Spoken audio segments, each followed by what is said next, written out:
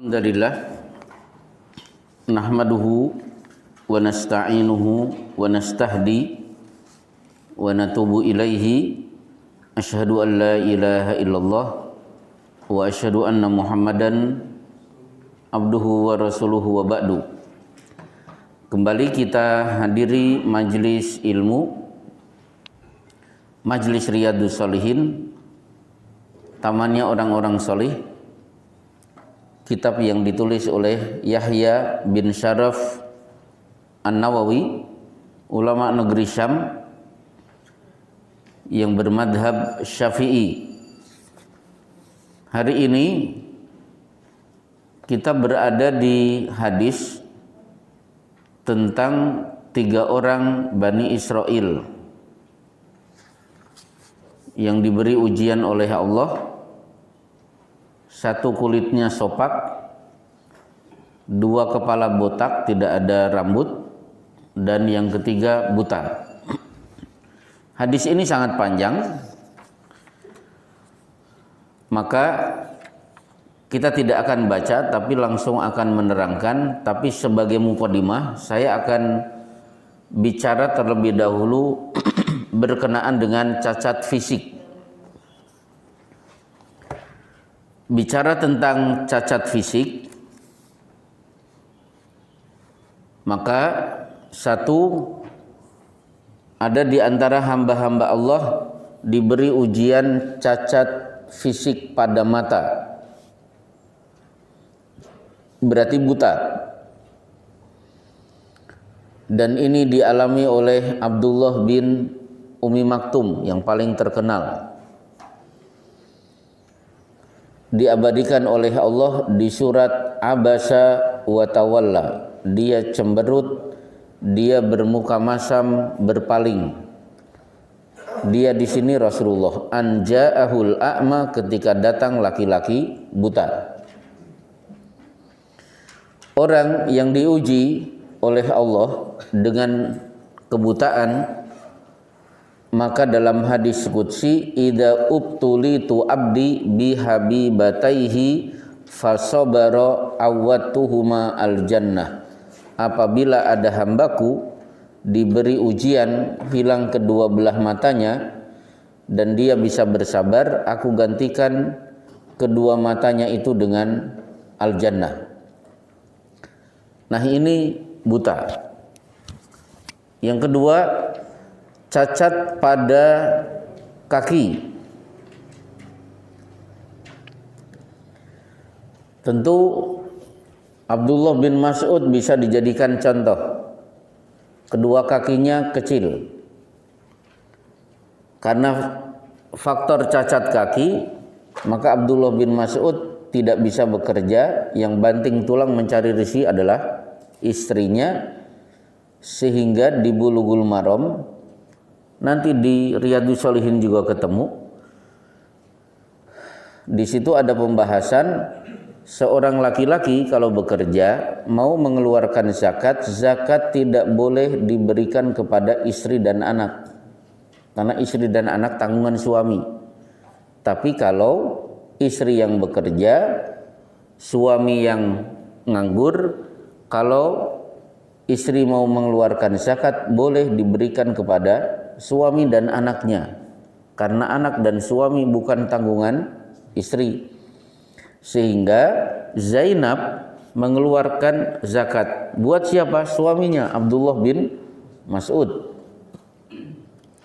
Nah, kaki Abdullah bin Mas'ud itu sering menjadi bahan olok-olokan, sehingga Rasulullah pun tampil memberikan pembelaan. Lahuma athqalu fil mizani min Uhudin. Kedua kaki Ibnu Mas'ud yang kalian olok-olok itu beratnya di timbangan itu melebihi beratnya Gunung Uhud. Nah, ini berarti cacat kaki. Nah, sebagian sahabat ada yang kakinya sudah lemah, sudah tidak bisa berjalan karena faktor usia tua.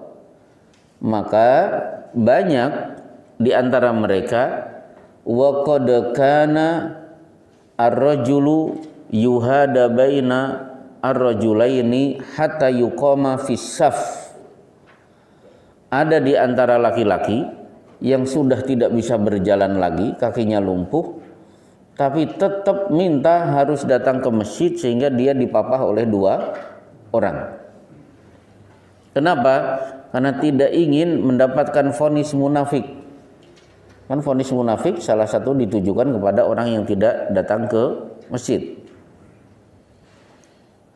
Berkenaan dengan cacat fisik, maka nanti menjelang hari kiamat, ketika innallaha yab'atsu rihan minal yaman alyanu minal harir atyabu min rihil mis, ada angin berhembus dari negeri Yaman lebih lembut dari sutra, lebih wangi daripada minyak kasturi. La tada'u mu'minan illa qabadathu, tidak dibiarkan orang beriman menghirup angin ini kecuali akan mati. Fatabqa syirarul khalqi indallah, yang hidup itu seburuk-buruk makhluk, berarti hanya orang kafir. Akhirnya ada laki-laki dari Ethiopia, Rasulullah menyebut dengan dzu suwaikotaini, karena kakinya kecil. Jadi laki-laki yang kakinya kecil, dia membawa kampak berjalan dari Ethiopia sampai Mekah. Yang dia lakukan adalah menghancurkan Masjidil Haram, rata dengan tanah oleh 1 orang ini, laki-laki yang cacat kakinya, dzu suwaikotaini. Baik, cacat kaki. Kemudian ada cacat tangan.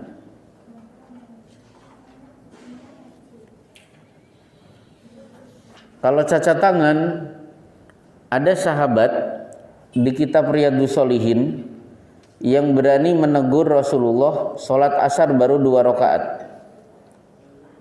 Di hadis disebut dzu yadaini, si tangan panjang, karena tangannya panjangnya melebihi kadar. Kira-kira Pak Agus bagusan mana? Punya tangan normal atau kepanjangan? Normal tetap. Dzul yadaini, tangannya kepanjangan, maka disebut dzul yadaini, si tangan panjang. Berarti itu cacat sebenarnya. Tapi ada juga sahabat cacat karena mendapatkan hukuman. Ada 2 sahabat yang tangannya dipotong. Satu tidak disebut namanya, tapi ada di kitab Bulughul Maram di bab hukuman pencuri. Ketika laki-laki ini menghadap Rasulullah, ya Rasulullah, inni qad saraqtu, saya sudah mencuri, fa aqimu alayya, tolong potong tangan saya. Akhirnya kan dipotong, berarti dia cacat. Ada juga yang cacat karena dipotong tangannya bukan karena mencuri, pinjem barang tidak balik, ditagih, diklaim itu barang saya. Ternyata yang melakukan adalah anak kepala suku, gadis lagi, dari suku Bani Mahzumiyah. Akhirnya deliknya sudah jelas, pinjam barang tidak dikembalikan, diminta untuk dikembalikan, dia klaim barang itu miliknya. Sesuai dengan prosedur hukum, maka kalau barang yang dia pinjam nisabnya senilai berapa dinar? Kalau zakat emas berapa persen? Nah, ibu-ibu yang punya emas gak bisa jawab, saya berarti suudon, gak pernah bayar zakat emas. Nisabnya berapa, Bu? Gak punya nisab, nasib berarti. 85 gram diambil 2,5%. Kalau pertanian, Pak Prapto kan dulu petani di kampung, berapa? 10%. Kalau airnya bukan hujan, tapi harus beli, bayar ke irigasi. Kalau airnya gratis dari langit berarti 5%. Kalau rikas, nemu barang, ternyata barang kuno, Harta karun. Berapa persen? 20%. Nah, Bapak bisa jawab pernah nemu? Insya Allah, iya 20%. Tapi ada nemu yang dia temukan barang sekarang itu bukan rikas, tapi luktoh, dan luktoh sebesar apapun tidak keluar zakatnya. Jadi Bapak nemu, ternyata cek isinya 20 miliar, itu tidak dikeluarkan zakatnya. Tapi kalau rikas, barangnya barang Majapahit itu baru 20%. Nah, pencurian nisabnya 1/4 dinar. Hari ini 1 dinar 2.200.000. Berarti kira-kira barang yang dicuri senilai 550.000 rupiah, maka dia sudah dikenakan hukuman potong tangan. Nah, wanita Bani Makhzumiyah tidak mencuri tapi pinjam barang setelah dinilai setara dengan 1/4 dinar, akhirnya harus dipotong tangannya. Itu cacat tangan. Kemudian ada cacat mulut, berarti bisu. Tidak disebut namanya. Tapi yang jelas bisu itu mendapatkan fasilitas ketika Bilal mengumandangkan azan, telinganya ada di tangannya, ada di tangan. Tangannya ada di telinga. Jadi meletakkan tangan di telinga itu bukan tanpa maksud. Ternyata ada tujuannya. Di kitab Subulus Salam Imam Sonani menerangkan meletakkan tangan di telinga untuk tafaul, percaya diri ketika dia mengeluarkan suara. Maka Bapak perhatikan di MTQ kalau ada qori membawakan lagu Ros Alan Nawa atau Bayati Suri yang tinggi-tinggi, melengkung, meliuk-liuk, itu kadang-kadang si qori akan meletakkan jari-jari di telinganya. Itu satu. Yang kedua, ternyata untuk fasilitas bagi orang yang tuli. Kalau melihat Bilal berdiri, tangannya begini, oh berarti dia sedang adzan, karena si tuli tidak mendengar suara adzan. Baik. Nah, kemudian ada cacat yang lain. Cacat pada kemaluan.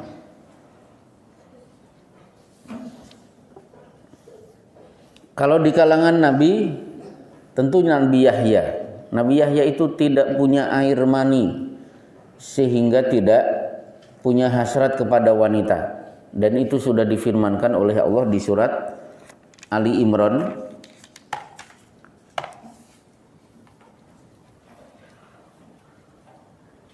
Fanadatul malaikatu wa huwa qaimu yusalli fil mihrab annallaha yubashshiruka bi Yahya musaddiqam bi kalimatin minallahi.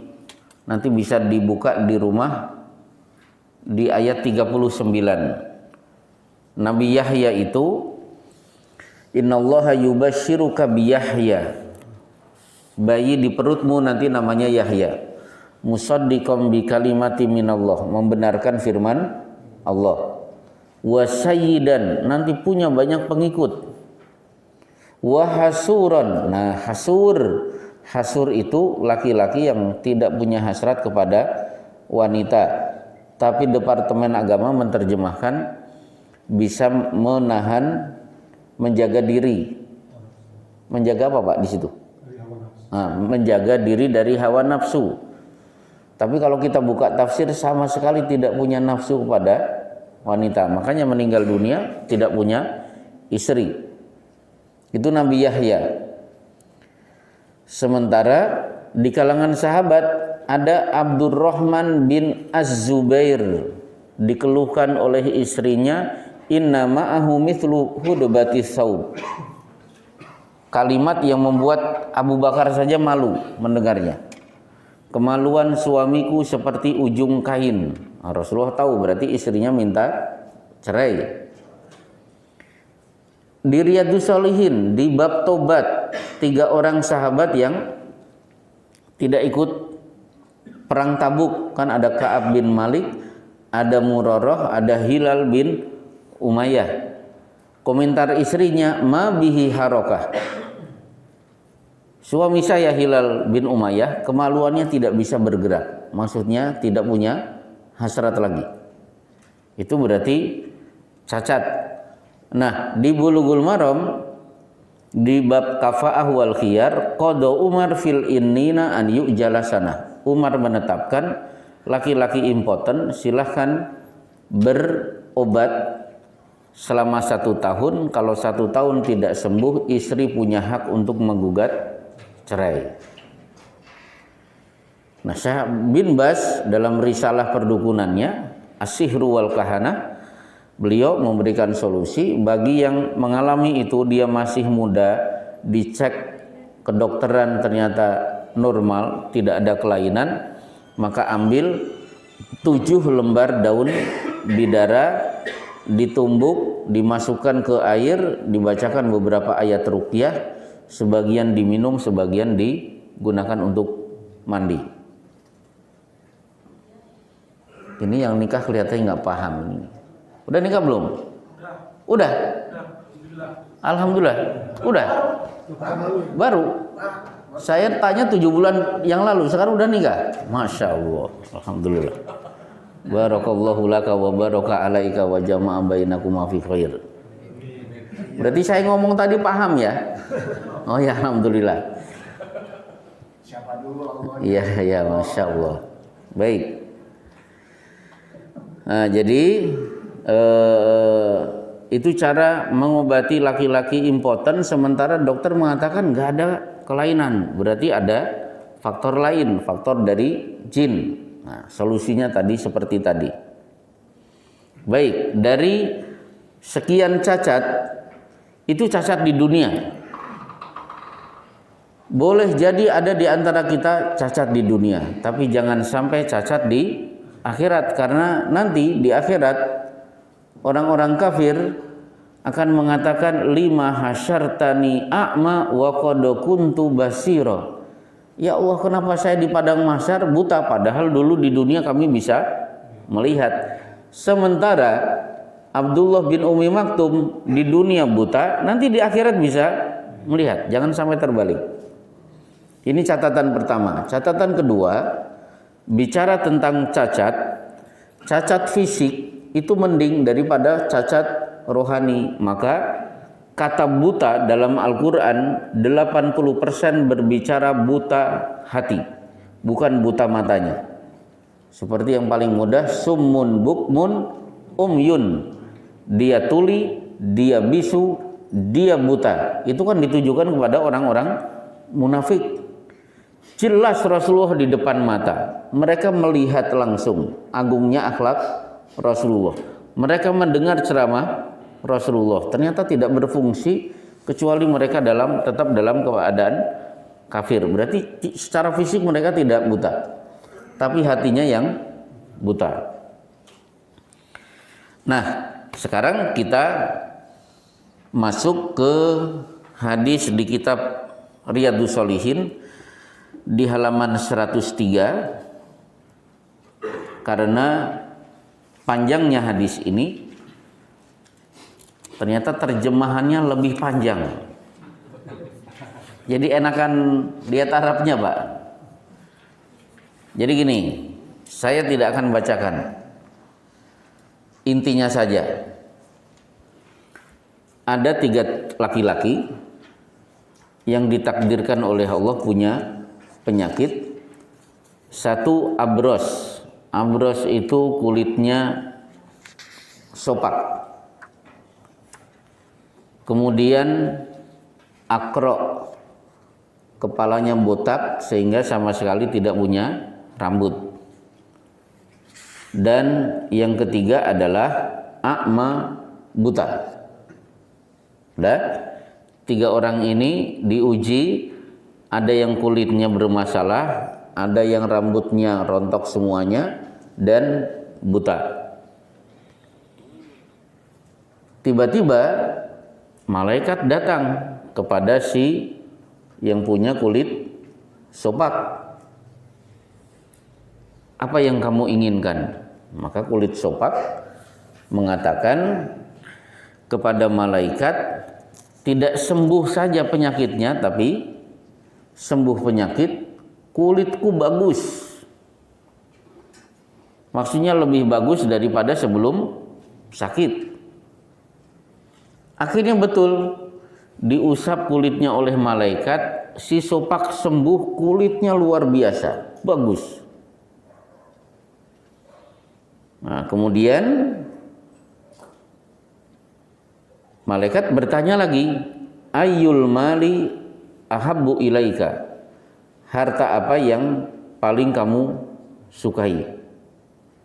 Yang paling aku sukai adalah unta. Akhirnya malaikat membawa unta bunting. Udah, pegang unta ini.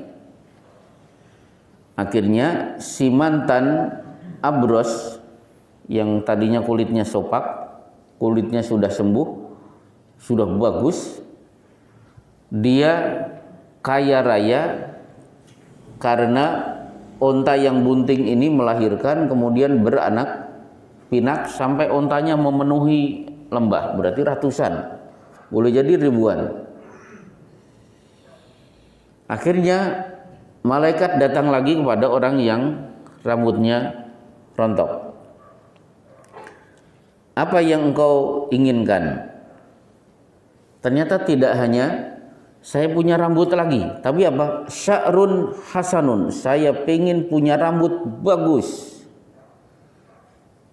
Berarti ambisinya mirip dengan orang yang pertama. Orang yang pertama tidak hanya sekedar sembuh dari penyakit, tapi kulitku bagus.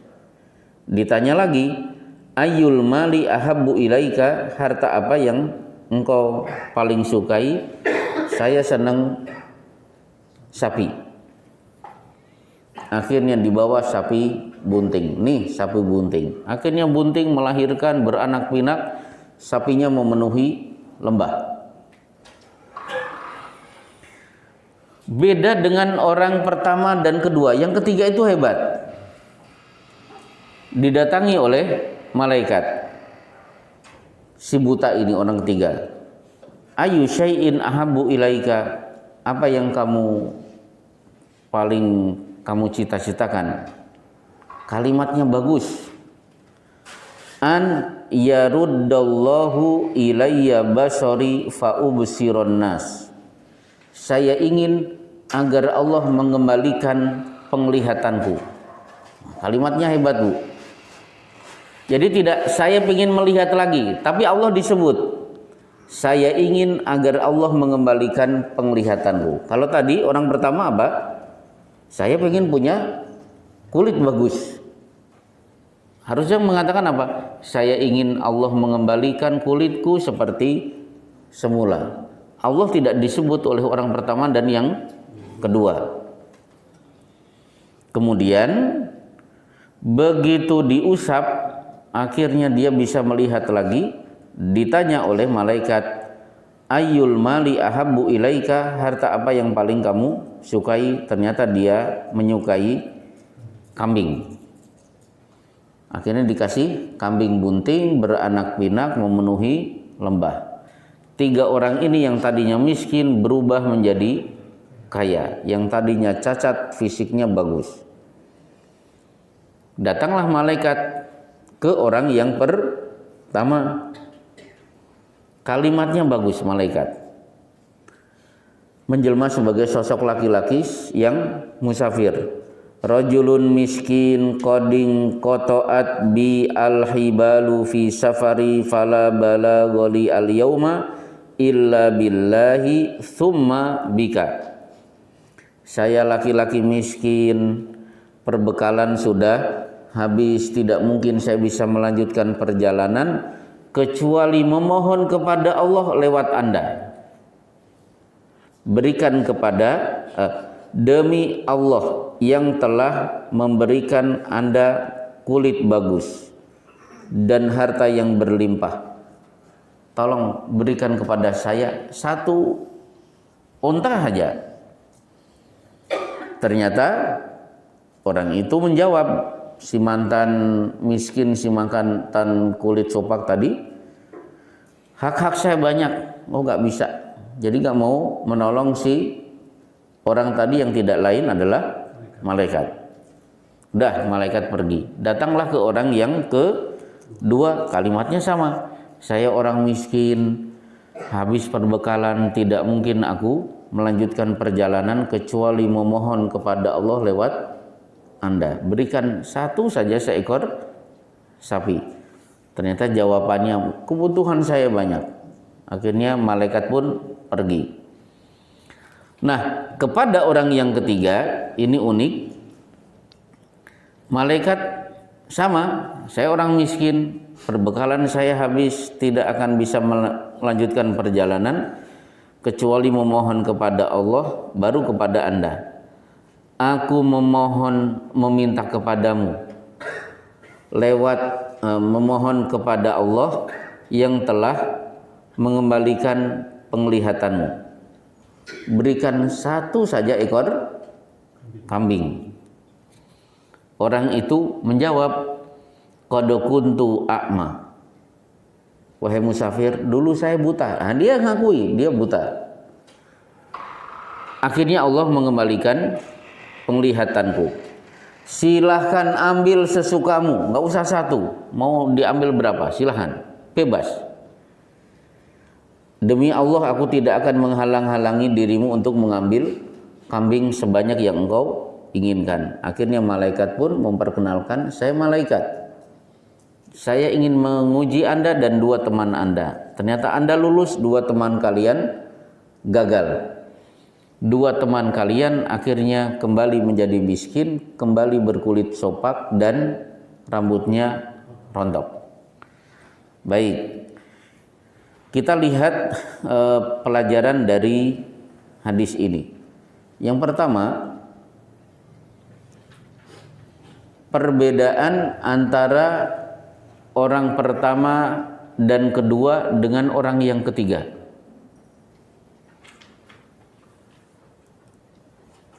Orang yang ketiga kelihatan tauhidnya bagus. Ketika ditanya, apa yang engkau cita-citakan? Saya ingin Allah mengembalikan penglihatanku. Allah disebut.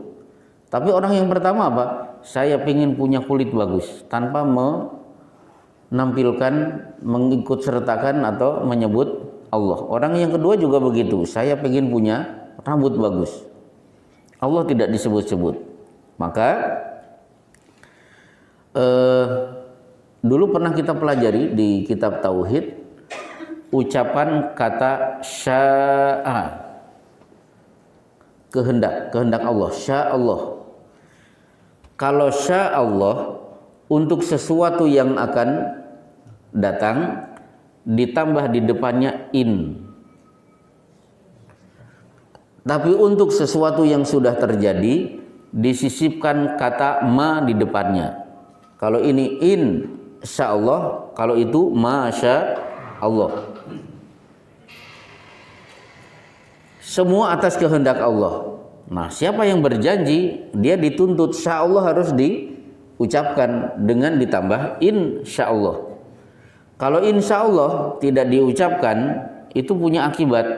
Seperti Nabi Sulaiman, kan disayangkan oleh Rasulullah. Seandainya Sulaiman mengucapkan insya Allah, tapi dia bersumpah demi Allah, malam ini akan aku setubuhi 60 istriku dan semuanya pasti hamil dan akan melahirkan bayi-bayi yang nantinya akan menjadi panglima perang. Rasulullah pun mengatakan seandainya dia mengucapkan insya Allah bukan demi Allah. Akhirnya dari 60 istri yang hamil cuma satu. Begitu lahir bayinya separuh. Itu karena tidak mengucapkan insya Allah. Itu sesuatu yang akan datang. Kalau sesuatu yang sudah terjadi dikomentari dengan masya Allah, itu karena kehendak Allah. Dan Rasulullah paling tidak suka kalau ada orang mengucapkan masya'a fulanun, itu karena si fulan. Kalau orang Indonesia berarti untung ada saya, coba kalau tidak ada Kamu gimana Bu anaknya? Katanya panas. Senangnya ada Bodrexin. Bodrexinnya yang disebut, bukan alhamdulillah Allah menyembuhkan anak saya. Sekarang demamnya sudah turun setelah minum Bodrexin. Termasuk Masya Allah diucapkan untuk mengomentari musibah yang kita alami. Masya Allah, qaddarallahu masya'a fa'ala. Ini sudah takdir Allah. Apa yang Allah kehendaki pasti terjadi. Misalnya begini, ini saya mau pergi lewat jalan tol atau jalan biasa, tol atau biasa, tol biasa. Masuk jalan tol kan lancar. Ternyata semua sopir pikirannya begitu. Tol macet. Coba kalau tadi lewat jalan biasa, nah itu nggak boleh. Kata-kata coba kalau taftahu amala syaiton akan membuka celah setan. Di kitab tauhid sudah kita pelajari. Yang benar apa? Qaddarallahu masya'a fa'ala. Ini sudah takdir Allah. Apa yang Allah kehendaki pasti terjadi. Misalnya Pak Agus dulu ujian di sekolah. Siapa yang mendapatkan nilai 100 jawabannya betul semuanya, maka akan mendapatkan si murid akan mendapatkan 1 Toyota Fortuner.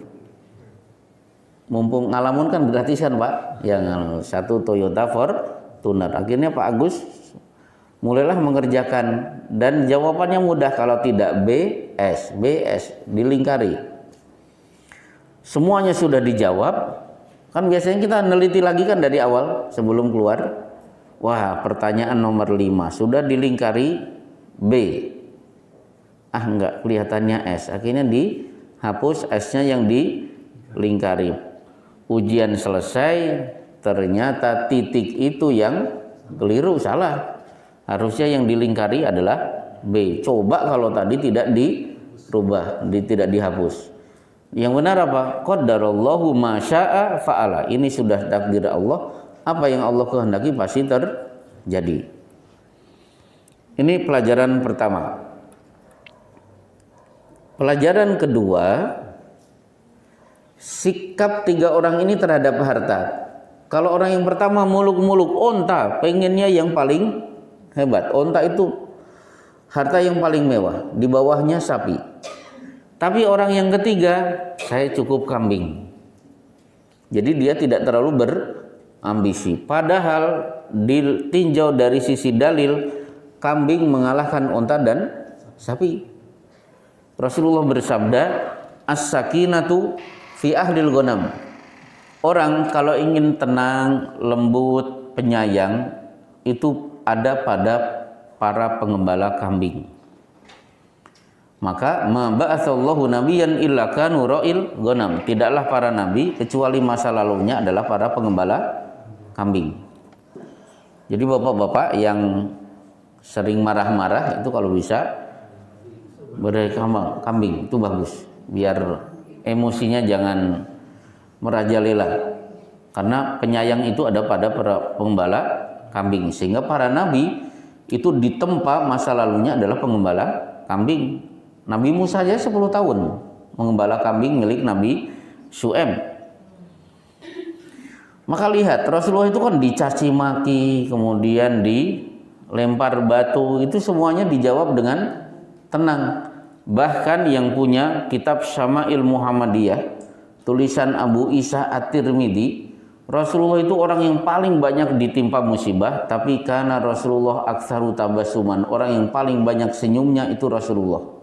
Harusnya orang yang hidupnya diterpa dengan banyak musibah, harusnya dia banyak menangis, tapi justru beliau banyak senyum. Nah, termasuk kambing ini binatang khairu malil muslim, yusiku an yakuna khairu malil muslim al-ghanam. Nanti ada waktunya sebaik-baik harta milik seorang muslim itu kambing. Dan ini didengar oleh anggota pengajian kita setelah korban PHK, dia coba jualan kambing. dan ternyata akhirnya menjadi kaya raya. Masya Allah, dulu miskin semiskin-miskinnya, sekarang kaya raya. Mobilnya gonta-ganti. Kalau saya kan cuma gonta-ganti oli, ini gonta-ganti mobil. Dia percaya sebaik-baik harta seorang muslim adalah kambing. Silakan kalau mau bisnis kambing. Kemudian kambing itu binatang dagingnya paling disukai oleh Rasulullah Shallallahu Alaihi Wasallam. Maka sebenarnya banyak yang menggugat daging kambing itu bikin darah tinggi. Buktinya Rasulullah makan daging kambing. Para sahabat senang makan daging kambing. Selanjutnya, kambing ini adalah binatang yang akan disembelih antara surga dan neraka untuk mengumumkan, wahai penghuni surga, kalian hidup tidak akan mati, wahai penghuni neraka, kalian hidup tidak pernah akan mati. Kambing akhirnya disembelih, dipotong, meresmikan kekalnya penghuni neraka dan kekalnya penghuni surga. Kemudian ternyata standar gaji khalifah itu sudah ditetapkan oleh Umar bin Khattab ketika Abu Bakar menjadi khalifah. Umar kan resah, ini Abu Bakar ngantornya ba'da duhur, kenapa tidak dari pagi? Kata Abu Bakar, dari mana aku bisa memberi makan keluargaku? Saya harus jualan dulu dari pagi sampai duhur, ba'da duhur baru ngantor. Akhirnya Umar bin Khattab musyawarah dengan para sahabat, menghadap Abu Bakar, mulai hari ini kamu dilarang berjualan, nufriduka syatro syatin, kami tetapkan gaji kamu sehari setengah harga kambing. Itu gaji khalifah. Kambing harganya berapa? 2 juta. Berarti sehari Abu Bakar mendapatkan gaji 1 juta rupiah. Sebulan 30 juta. Pak Wali Kota, nanti Bapak kan suka makan di sini kan. Nah, nanti tanya Pak Wali Kota sebulan dapat gajinya berapa? Khalifah gajinya 30 juta sebulan. Itu kambing. Kalau onta, nah onta ini memang ada baiknya, tapi negatifnya juga banyak. Siapa yang makan daging onta diminta segera berwudu, karena onta binatang yang disukai oleh setan, sehingga siapa yang makan daging onta masuk pengaruh setan. Di saat setan diciptakan dari api, api itu diatasi dengan air, maka segera berwudu untuk mematikan pengaruh setan tadi yang ada di daging onta. Dan al-kibru wal khuyala fi ahlil ibil, karakter sombong dan kasar itu ada pada para pengembala onta. Jadi bergaul dengan onta terlalu akrab itu menyebabkan karakternya kasar. Kemudian banyak hadis melarang kita meniru onta.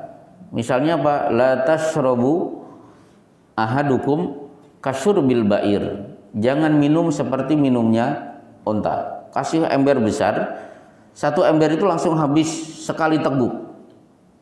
Walakin ishrabu masna wa thulatha. Habiskan 1 gelas 2 atau 3 kali, tidak langsung glegek habis. Kalau habis itu onta. Termasuk perilaku onta. Onta kalau sudah duduk itu tidak pernah berpindah-pindah di situ terus.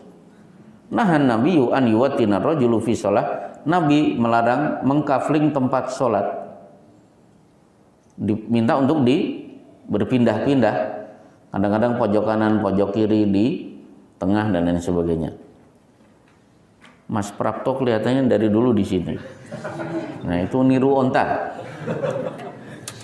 Kita lanjutkan. Apalagi dari onta? Apa? Nah, sujud. Idza sajada ahadukum fala yabruk kama yabrukul ba'ir. Kalau kalian sujud jangan turun seperti turunnya unta. Nah, ini kadang-kadang kita bingung, para ulama berbeda pendapat. Hadisnya kan wal yadu yadaihi qabla rukbataihi, biar tidak seperti unta ketika turun tangan dulu baru lutut. Tapi di Bulughul Maram Ibnul Qayyim mengomentari kalimatnya terbalik, letakkan lutut baru tangan. Nah sekarang unta kalau dari berdiri kemudian mau duduk, yang diletakkan yang mana dulu? Mau lihat mendadak di YouTube. Ternyata kalau tidak salah yang diletakkan itu yang bagian belakang dulu, baru depan. Tapi akhirnya di sini berselisih pendapat lagi. Kenapa? Dari 4 kaki itu, yang kakinya mana, yang tangannya mana? Ternyata yang tangan itu yang belakang, yang kaki yang depan. Bingung kan Pak? Saya juga bingung kalau ditanya yang benar mana. Cuma jumhur ulama menganjurkan lutut baru tangan. Tapi yang punya sifat sholat Nabi, Syekh Nasiruddin Albani, tangan dulu baru lutut. Nah, begitulah para ulama berbeda pendapat. Baik, dari hadis ini kita juga mendapatkan pelajaran tidak semua orang yang bertemu malaikat otomatis disebut Nabi.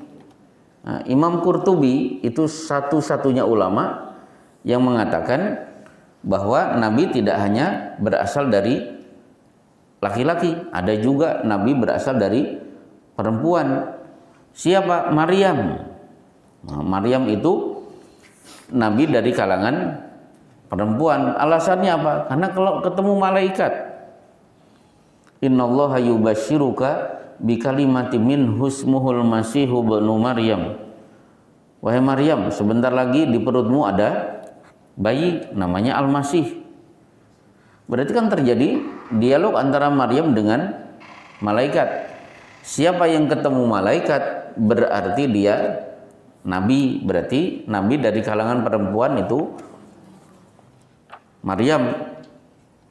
Nah, bisa kita luruskan persepsi ini di surat Al-Anbiya, wa ma arsalna qablaka illa rijalan nuhi. Surat Al-Anbiya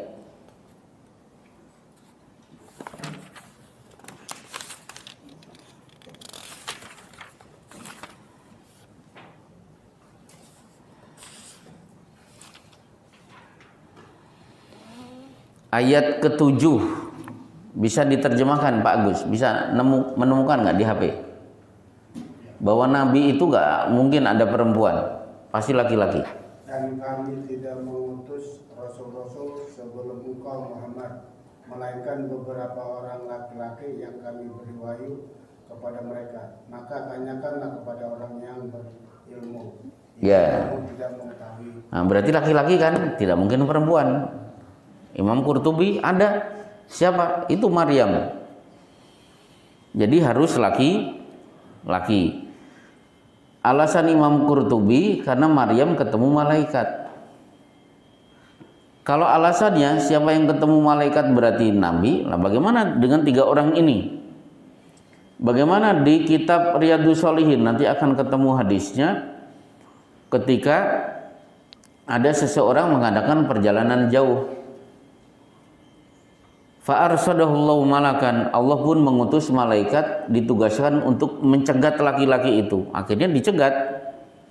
Aina turidu, kamu mau kemana? Uridu akhon li fi hadhil qaryah, saya mau mengunjungi saudaraku di desa itu. Hal min nikmatin tarubuha, kamu pergi karena dia kaya memang? Oh enggak, saya pergi mengunjungi dia karena saya cinta kepada dia karena Allah. Akhirnya malaikat mengatakan, perkenalkan aku malaikat. Disuruh oleh Allah untuk menyampaikan kepada Anda, annallaha yuhibbuka kama ahbabtahu fih. Allah mencintaimu karena kamu mencintai saudaramu atas dasar kecintaan karena Allah. Berarti orang ini kan bertemu dengan malaikat. Yang paling jelas di kitab Arba'in An-Nawawiyah hadis nomor urut ke-2, Rasulullah sedang ngisi pengajian, Jibril datang. Masa para sahabat disebut Nabi karena bisa ketemu dengan malaikat Jibril. Baik, insya Allah inilah inti pelajaran kita pada hari ini. Barangkali ada pertanyaan seputar kajian dari bapak-bapak atau ibu-ibu atau di luar pembahasan, silakan.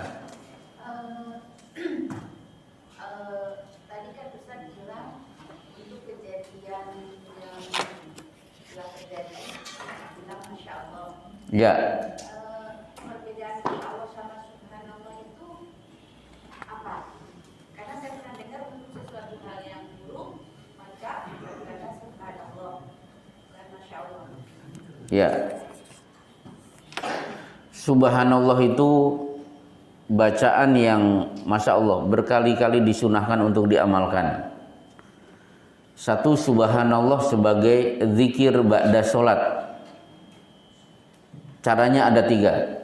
Subhanallah, subhanallah, subhanallah 33. Alhamdulillah, alhamdulillah 33. Allahu Akbar 33. Atau subhanallah walhamdulillah wallahu akbar, subhanallah walhamdulillah wallahu akbar 33. Ternyata kita sedang repot. Subhanallah 11, alhamdulillah 11, Allahu akbar 11. Sama dengan kan 33. Tapi sebelum tidur subhanallah 33, alhamdulillah 33, Allahu akbar 34. Kemudian itu kan genap 100. Loh, yang ba'da sholat bagaimana? 33, 33, 99, 100-nya digenapkan la ilaha illallah wahdahu la syarikalah lahul mulku wa lahul hamdu wa huwa ala kulli syai'in qadir. Subhanallah juga dibaca ketika melihat perbuatan syirik. Karena subhanallahi amma yusyrikun, maha suci Allah dari perbuatan syirik yang mereka lakukan. Ada orang yang membuang bunga di perempatan jalan sebelum matahari terbit. Subhanallah. Ada yang 5 kepala kerbau dibuang ke laut. Katanya sedekah laut. Katanya itu kearifan lokal. Nah, bagi kita subhanallah, maha suci Allah, itu perbuatan syirik. Subhanallah untuk mengomentari peristiwa menakjubkan. Karena peristiwa Isra Mi'raj, subhanalladzi asra, maha suci Allah yang telah mengisrakan. Jadi bukan amazing, tapi subhanallah, melihat satu yang mengagumkan. Subhanallah juga kita ucapkan kalau ada orang yang ngomong jelek, kotor, jorok, kasar. Karena Rasulullah ketika mendengar handullah mengeluarkan kalimat tidak bagus, subhanallah malladzi taqul, maha suci Allah. Kamu ngomong apa tadi? Sebagaimana Allah maha suci, mulut kita juga harus disucikan dari ucapan tadi. Nah, itu subhanallah. Nah, kemudian Masya Allah itu juga bisa diungkapkan sebagai bentuk kekaguman. Karena di surat Al-Kahfi ketika melihat pohon, buahnya sudah lebat. Ma walaula iddakhalta jannataka qulta masya Allah la quwata illa billah. Kenapa kamu ketika masuk kebun melihat buah-buah, kenapa kamu tidak mengucapkan masya Allah? Jadi kekaguman itu bisa diungkapkan dengan masya Allah atau subhanallah. Intinya begitu. Ada yang lain? Mau nanya? Nah, silakan. Di luar kaca gitu. Ya di luar aja, nggak apa-apa. Iya. Apa benar Pak Ustaz, orang pertama yang meninggal di bumi itu Habil, anaknya Nabi Adam yang dibunuh oleh saudaranya sendiri? Kira-kira ada latar belakang kenapa bertanya itu? Pengen tahu? Persepsi sampean apa? Yang pertama kali mati siapa? Habil. Itu. Terus bertanya apa benar Habil yang mati duluan? Iya, Ya udah benar, udah pegang erat-erat untuk keyakinan itu benar Habil yang mati karena dibunuh oleh saudaranya Kabil. Kan apa? Fatawwa'at lahu nafsuhu qatla akhihi faqatalahu fa asbaha minal khasirin. Rasa benci kepada Habil mendorong dia untuk membunuh saudaranya.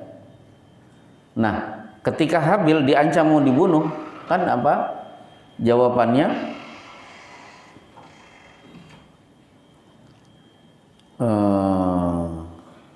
watlu alaihim naba abnai adam bil haq id qarraba qurbanan fataqabbala min ahadima wa lam yutaqabbal minal akhar qala la aqtulannak qala innallaha yataqabbalullahu minal la in basata ilayya yadaka ilayya ma ana bibasiti yadiya ilaika li aqtulak. Kamu membunuh saya tidak akan menggerakkan tangan saya untuk membunuh Anda. Jadi dia tidak mau melayani ancaman saudaranya. Ternyata ancaman itu betul-betul dilakukan. Akhirnya Habillah yang mati pertama kali. Nah, begitu Qabil melihat, oh ternyata manusia ada yang mati, kan bingung, digendong kemana-mana. Orang mati itu diapakan? Faba'atsallahu ghuraban yabhathu fil ardi liyuriyahu kaifa yuwari sau'ata akhi. Akhirnya ada burung gagak mati. Kemudian temannya membuat lubang, kemudian dikubur. Oh begitu, akhirnya dari situlah Qabil kemudian menguburkan Habil. Udah selesai. Ya. Mandi Jumat atau mandi junub ya? Ya.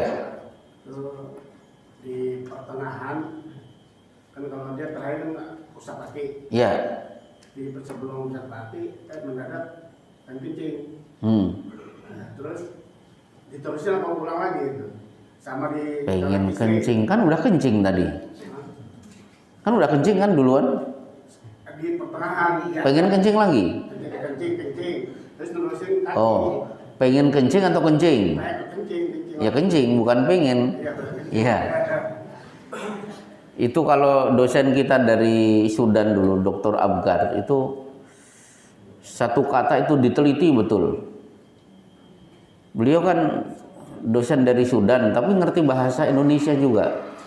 Saya tuh ngeritik bahasa-bahasa kalian.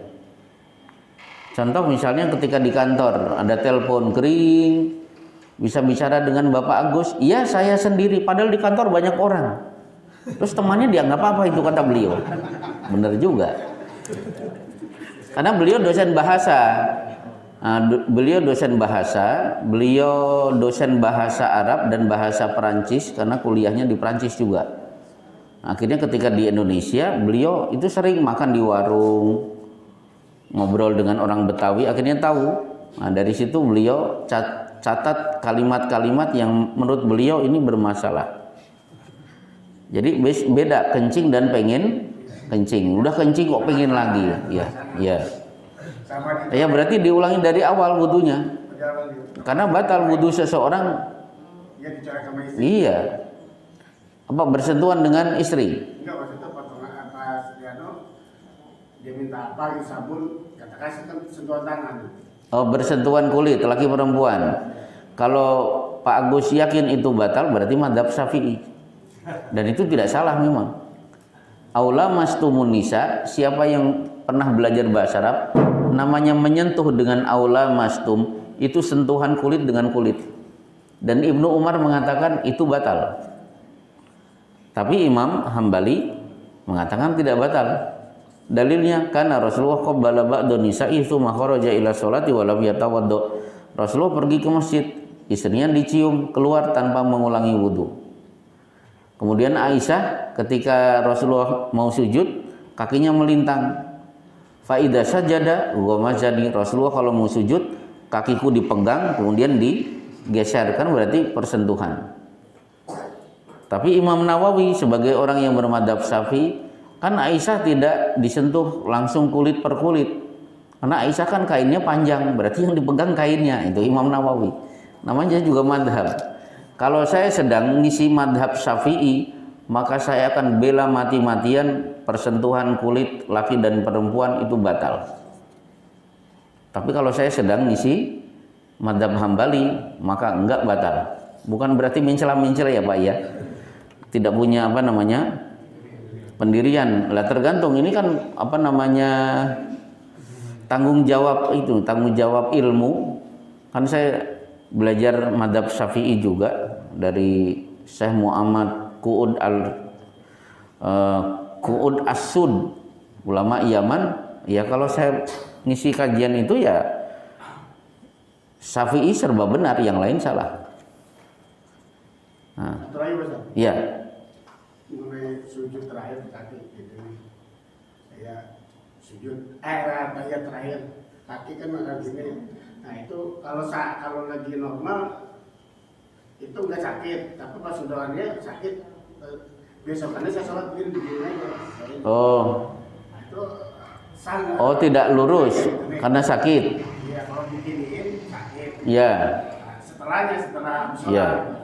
Besok saya nggak gini. jawabannya idza amartukum bi amrin fa'tu minhu mastata'tum. Ada perintah, laksanakan sesuai kemampuan. Saat normal, normal. Saat sakit berarti sesuai kemampuan. Nah, ini ada pertanyaan. Ibu Evi Supiyati, apakah boleh memelihara ikan di akuarium? Nah, jadi gini, memelihara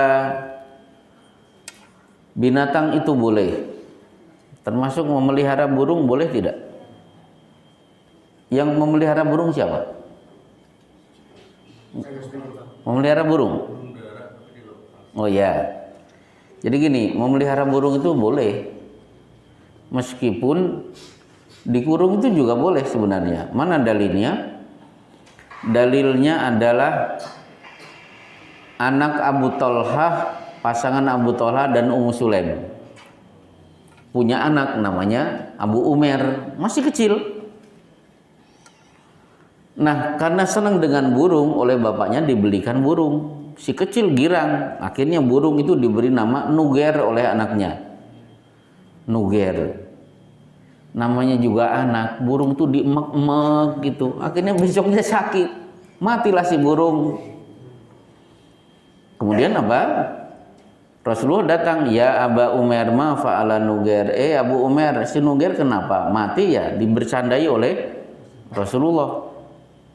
Nah itu intinya, ceritanya panjang, intinya berarti memelihara burung itu boleh. Tapi berikan hak burung, satu makan dan hak menyalurkan hasrat. Sepasang. Ya kadang-kadang dipisah nggak apa-apa, tapi kadang-kadang juga. Nah ini anggota pengajian langsung tunjuk jari. Saya pemelihara burung, kalau dimasukkan pasangan, burungnya tidak berkicau. Nah langsung berarti berkicau itu jeritan hati. Anda senang mendengar jeritan hatinya. Jadi kalau dikasih pasangan, anteng Pak katanya, anteng. Nah, berarti Anda dolim. Ya gitu. Nah sekarang memelihara ikan boleh. Yang penting ikan ada hak-haknya, kasih makan. Kalau bisa punya pasangan. Saya memelihara ikan di rumah. Itu akhirnya beranak pinak, berarti kan mereka punya pasangan. Meskipun ujung-ujungnya kan digoreng, tapi nggak apa-apa. Huwallazi khalaqalakum ma fil ardi jami'a. Allah ciptakan yang di langit dan di bumi buat kalian semuanya wahai manusia. Kelihatannya cukup. Inilah kajian kita di pagi hari ini, berbicara tentang kisah Israiliyat, berarti kisah orang-orang Bani Israel, tapi yang mengisahkan adalah langsung Rasulullah Shallallahu Alaihi Wasallam. Wassallallahu ala Muhammad wa ala alihi wasahbihi wasallim. Subhanaka Allahumma bihamdika asyhadu an la ilaha illa anta astaghfiruka wa atubu ilaik.